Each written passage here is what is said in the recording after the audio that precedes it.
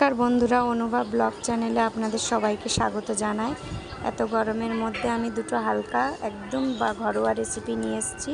দেখুন আমাদের বাগানের শাক, 3 রকমের শাক নিয়েছি আমি, গাঁধামণি, শান্তি শাক আর নোটে শাক, আর নিয়েছি ঝিঙে আর আলু। এটা চিংড়ি মাছ দিয়ে একদম পাতলা করে ঝোল বানাবো। ঝিঙের ঝোল গরমে খুবই পেট ঠান্ডা করবে। দেখুন ঝিঙেটা কেটে নিয়েছি আর শাকটা ভাজার জন্য শাকটা কেটে কড়াই দিয়েছি। কড়ার মধ্যে কিছু দিইনি, অল্প তেল দিয়ে তুলে দিয়েছি। এবার দিচ্ছি শুকনো লঙ্কা, সর্ষের তেল আর 5 ফোড়ন। আজকে আমি এভাবেই শাকটা ভাজা করব, পেঁয়াজ রসুন শাকের মধ্যে দিলাম না, কারণ পেঁয়াজ রসুন দিয়ে প্রতিদিনই শাক ভাজা খাওয়া হয়। এটা যারা নিরামিষই খাবে তারাও এভাবে ভেজে খেতে পারে। শাকটা ভালো করে নেড়ে একটু হালকা ভাজা ভাজা হয়ে আসবে, তারপর লবণ দেবো, কারণ আগের দিয়ে লবণ দিলে প্রচুর জল বেরোয় শাকে। এবার দিয়ে দিচ্ছি লবণ,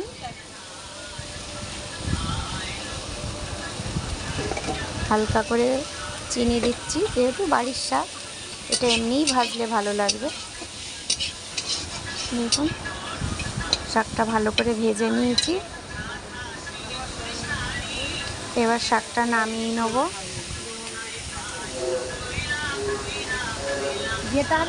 শাকটা নামিয়ে নিয়ে এবার কড়ার মধ্যে দিচ্ছি চিংড়ি মাছ। চিংড়ি মাছটা ভালো করে ভেজে নেব ঝিঙেটা বানানোর জন্য। চিংড়ি মাছ ভাজা হয়ে গেছে, এবার দিয়েছি পেঁয়াজ, শুকনো লঙ্কা, 5 ফোড়ন আর একটু সর্ষের তেল। যেহেতু হালকা রান্না করব বেশি তেল দিচ্ছি না।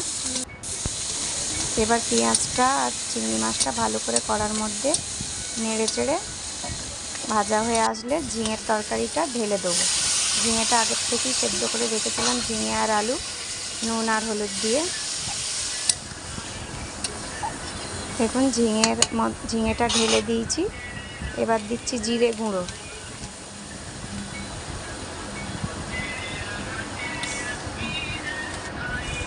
জিরে গুঁড়ো দিয়ে ভালো করে নেড়ে চেড়ে তরকারিটা ভালো করে ফুললে দিচ্ছি হালকা মিষ্টি।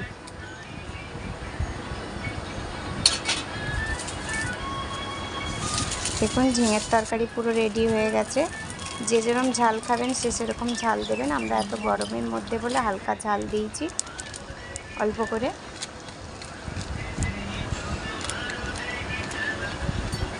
কারণ বাড়িতে অনেক সময় বাচ্চারা বয়স্ক থাকে, তো তারা বেশি লঙ্কা দিলে খেতে পারে।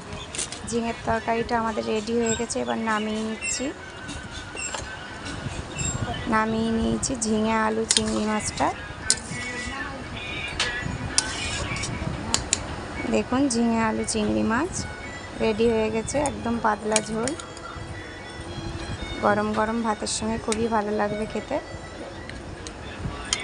আর শাক ভাজা।